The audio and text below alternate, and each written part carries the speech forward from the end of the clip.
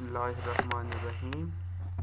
अस्सलामुअलैकुम स्टूडेंट्स, उम्मीद है आप खैरियत से होंगे। अच्छा, हम ट्रांसफार्मर टेस्ट वाली सीरीज़ पढ़ रहे थे, लेक्चर की सीरीज़ जो हमारी अब चल रही है इसी मशीन के अंदर। तो आज का जो हमारा टॉपिक है वो इंसुलेशन टेस्ट ऑफ ट्रांसफार्मर है, जिसके अंदर हम देखेंगे कि इंसुलेशन टेस्ट क्या होता है, उसकी टाइप्स कितनी हैं, फिर स्विचिंग इम्पल्स टेस्ट क्या होता है, उसकी डायग्राम क्या है, फिर लाइटिंग इम्पल्स टेस्ट क्या होता है, उसकी डायग्राम को हम देखेंगे इंशाल्लाह। सबसे पहले तो आपको पता होना चाहिए कि इंसुलेशन टेस्ट क्या होता है। ठीक है, ट्रांसफार्मर में इंसुलेशन के लिए ज़्यादातर ऑयल को इस्तेमाल किया जाता है। तो ऑयल की जो इंसुलेशन चेक करने के लिए टेस्ट किया जाता है उससे उसकी ताकत को चेक करने के लिए उसे इंसुलेशन टेस्ट कहते हैं। तो ट्रांसफार्मर के इंसुलेटिंग मटेरियल या इंसुलेशन मीडिया की ताकत को जानने के लिए दरअसल टेस्ट किए जाते हैं। अब ये दो टेस्ट हैं इंसुलेशन के लिए जो किए जाते हैं, एक स्विचिंग इम्पल्स टेस्ट है और एक लाइटनिंग इम्पल्स टेस्ट है। स्विचिंग इम्पल्स टेस्ट यानी स्विचिंग के दौरान, स्विचिंग का मतलब क्या होता है, इलेक्ट्रिकल की टर्म में स्विचिंग कहते हैं ऑन ऑफ करना। जब भी हाई पावर ट्रांसमिशन लाइन में, किसी ग्रिड स्टेशन के अंदर, किसी पावर हाउस में किसी चीज़ को ऑन ऑफ किया जाता है तो उसे स्विचिंग कहते हैं। तो इसी तरीके से ट्रांसफार्मर के ऊपर भी जब स्विचिंग होती है तो स्विचिंग इम्पल्स टेस्ट का मकसद ट्रांसफार्मर के मुख्तलिफ हिस्सों की इंसुलेशन का स्विचिंग के दौरान ज़्यादा होने वाले वोल्टेज को बर्दाश्त करने की सलाहियत को जांचना होता है। यानी जब हम स्विचिंग कर रहे होते हैं तो एक इम्पल्स पैदा होती है, थोड़ी सी देर के लिए हाई वोल्टेज पैदा होते हैं, ठीक है, तो उसे स्विचिंग इम्पल्स कहते हैं। उसकी वोल्टेज की बर्दाश्त करने की जो सलाहियत होती है ट्रांसफार्मर की, तो वो स्विचिंग इम्पल्स टेस्ट कहलाता है। इस टेस्ट में ट्रांसफार्मर के मुख्तलिफ टर्मिनल्स, वाइंडिंग की इंसुलेशन और वाइंडिंग के अर्शुदा हिस्सों के दरमियान इंसुलेशन की ताकत को चेक किया जाता है। अच्छा, आप देखिए स्विचिंग इम्पल्स जो है वो खुद से कैसे पैदा की जाती है। एक तो जब स्विचिंग हो रही होती है, ऑन ऑफ करते हैं तो फिर पैदा होती है ना।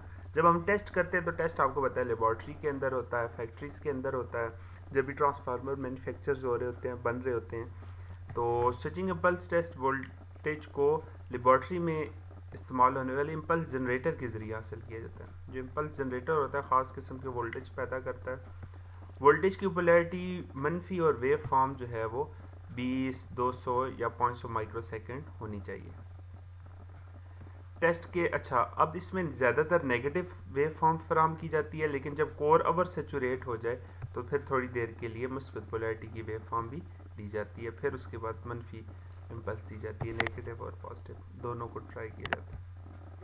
ये इम्पल्स वेव फॉर्म है जी जो स्विचिंग इम्पल्स टेस्ट के ज़रिए दी जाती है किसी भी ट्रांसफार्मर की वाइंडिंग को या उसके बाकी जो हिस्से हैं।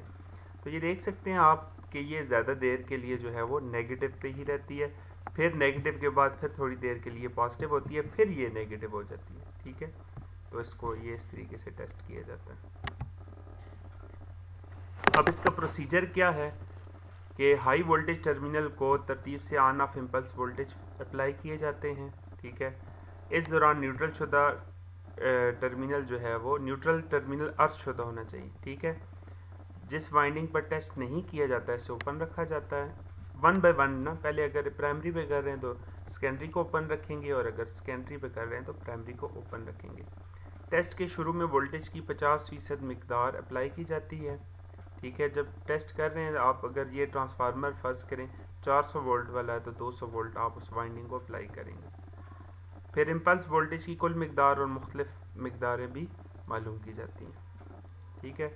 और फिर इनको जो है वो मुख्तलिफ जो स्पेशल इंस्ट्रूमेंट है उनमें फिर इसकी वेव फॉर्म और वाइंडिंग करंट में जो तब्दीलियां हैं इम्पल्स के ज़रिए हो रही हैं, ठीक है, इम्पल्स पैदा होने की वजह से उनको देखा जाता है। अब अगर टेस्ट के दौरान फ्लैश ओवर और एबनॉर्मल आवाज़ों का पैदा होना इंसुलेशन की ख़राबी की निशानदेही है, ठीक है ना। अगर फ्लैश ओवर पैदा होता है, ठीक है, कोई शॉर्ट सर्किट होता है, फ्लैश होता है, आपको इस तरह का फ्लैश नज़र आता है, तो फिर जो है वो ये इंसुलेशन इसका मतलब है ख़राब है। लेकिन वोल्टेज की वेव फॉर्म में ख़राबी और मैग्नेटिक सेचुरेशन की वजह से शोर में इजाफे को इंसुलेशन की, यानी शोर भी ट्रांसफार्मर की कोर के अंदर जो है वो शोर भी हो सकता है, तो उसको आप जो है वो ये इंसुलेशन की ख़राबी नहीं है। लेकिन अगर आपके एबनॉर्मल आवाज़ें पैदा हो रही हैं या फ्लैश ओवर हो रहा है तो उससे फिर इंसुलेशन ख़राब है। अब उसके बाद दूसरे नंबर पर है आपके पास lightning impulse test. Lightning impulse test का क्या मकसद होता है?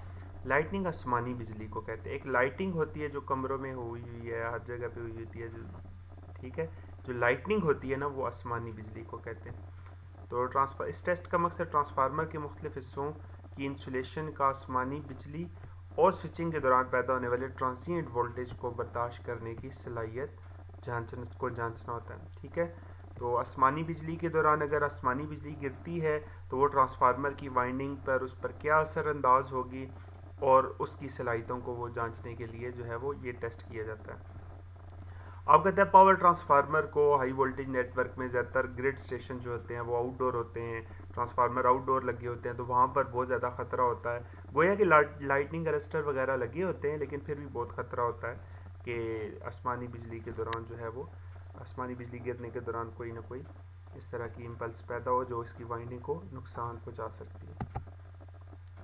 अब इसमें भी देखें तो आपके पास जो है वो जो लाइटनिंग इम्पल्स है वो भी एक इम्पल्स जनरेटर के ज़रिए हासिल की जाती है, पैदा की जाती है, और इसका फ्रंट और टेल जो है वो 1.2 और 50 माइक्रो सेकेंड का होता है, ठीक है। 1.2 का मतलब क्या है कि 1.2 माइक्रो सेकेंड के लिए क्रेस्ट वोल्टेज की मकदार और 50 माइक्रो सेकेंड के लिए क्रेस्ट वोल्टेज की निस्फ मकदार फराम की जाती है।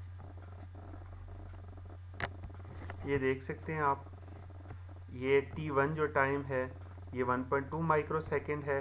प्लस माइनस 30% का मतलब क्या है कि इसमें जो है वो 30% तक कमी या ज़्यादती हो सकती है, ज़्यादा भी हो सकता है और कम भी हो सकता है 1.2 से। और T2 क्या है, 50 माइक्रो सेकेंड है, और ये भी 20% जो है वो प्लस माइनस कम भी हो सकता है और ज़्यादा भी हो सकता है, ये सेकेंड है। तो ये T1 की मकदार दी हुई है 1.2 माइक्रो सेकेंड के लिए, और ये जो बाकी मकदार है ये आपके पास किसकी आ गई, ये T2 की मकदार आ गई। उम्मीद है कि ये लेक्चर आपको समझ आया होगा। तो फिर भी जो भी कोई मसला हो, कोई क्वेश्चन हो आपके पास, तो आप मुझसे कर सकते हैं, गूगल क्लासरूम में भी, कमेंट्स में भी कर सकते हैं, और आपके पास मेरा व्हाट्सएप नंबर भी है, तो वहाँ पे भी आप मुझसे पूछ सकते हैं। शुक्रिया जी। इसकी असाइनमेंट भी आपने तैयार कर देनी है और वो भी मुझे आपने सेंड कर देनी है।